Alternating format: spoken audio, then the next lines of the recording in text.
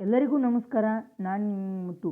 ಈ ಒಂದು ವಿಡಿಯೋದಲ್ಲಿ 5ನೇ ತರಗತಿ ವಿದ್ಯಾರ್ಥಿಗಳ ದ್ವಿತೀಯ ರೂಪಣಾತ್ಮಕ ಮೌಲ್ಯಮಾಪನ 2 ಅಂದರೆ FA2 ಎಕ್ಸಾಮನ್ನು ನೋಡ್ತಾ ಇದ್ದೀವಿ. ಇದು ಯಾವ ವಿಷಯದ ಮೇಲೆ ಅಂದರೆ ಸಿರಿಗನ್ನಡ ವಿಷಯದ ಮೇಲೆ ಅಂದರೆ ಕನ್ನಡ ವಿಷಯದ ಮೇಲೆ ಇರುವಂಥದ್ದು.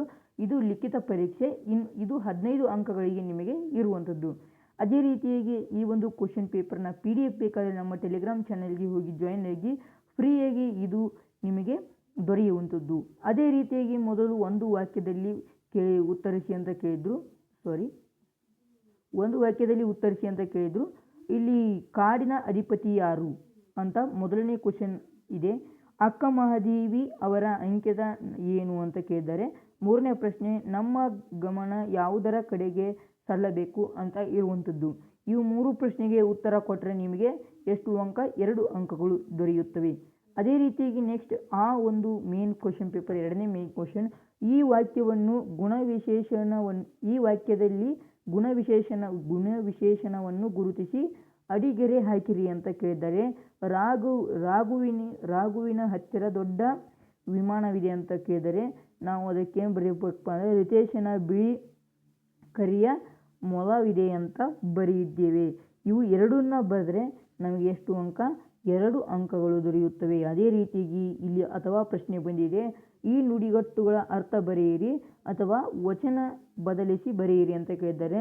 ಕಂಠವು ಬಿಗಿದು ಬಂತು ಮತ್ತು ಕಣ್ಣನ್ನು ತೆರೆಸು, ಇವು ಎರಡಕ್ಕೂ ಕೂಡ ಉತ್ತರ ಬರೀಬೇಕು. ಅಥವಾ ನಾಯಕ, ತಮ್ಮ, ಇವನ್ನ ವಚನ ಬದಲಿಸಿ ಬರೀಬೇಕು.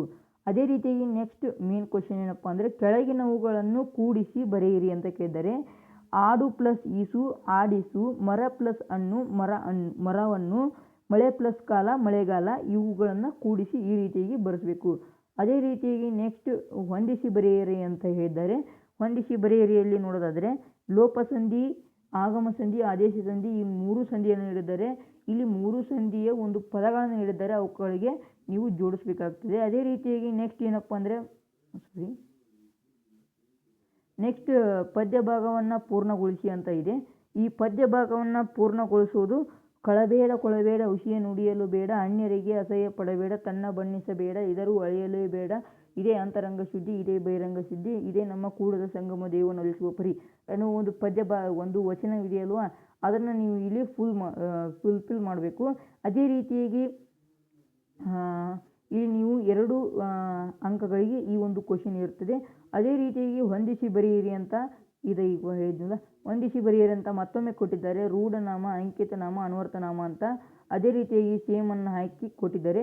ಮತ್ತು ಉತ್ತರಿಸಿ ಅಂತ ಇದೆ. ಸಂಧಿ ಕಾರ್ಯ ಎಂದರೇನು ಅನ್ನೋದಕ್ಕೆ ಉತ್ತರಿಸಿದರೆ 1 ಅಂಕ, ಅಥವಾ ನಾಮಪದ ಎಂದರೇನು ಇವೆರಡರಲ್ಲಿ ಒಂದನ್ನು ಉತ್ತರಿಸಿದರೆ ನಿಮಗೆ ಎಷ್ಟು ಅಂಕಗಳು ದೊರೆಯುತ್ತವೆ? 1 ಅಂಕಗಳು.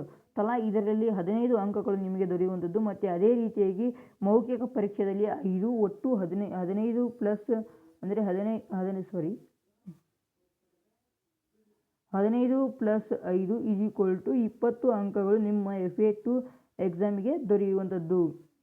ನೆಕ್ಸ್ಟ್ ಒಂದು ಪ್ರಶ್ನೆ ಪತ್ರಿಕೆಯನ್ನು ಚರ್ಚೆ ಮಾಡೋಣ ಮುಂದಿನ ಒಂದು ವಿಡಿಯೋದಲ್ಲಿ. ಅದೇ ರೀತಿಯಾಗಿ ಮುಂದಿನ ಒಂದು ವಿಡಿಯೋದಲ್ಲಿ ನಾನು ನಿಮ್ಮನ್ನು ಭೇಟಿಯಾಗುತ್ತೇನೆ. ಅಲ್ಲಿವರೆಗೂ Tata, bye bye, take care.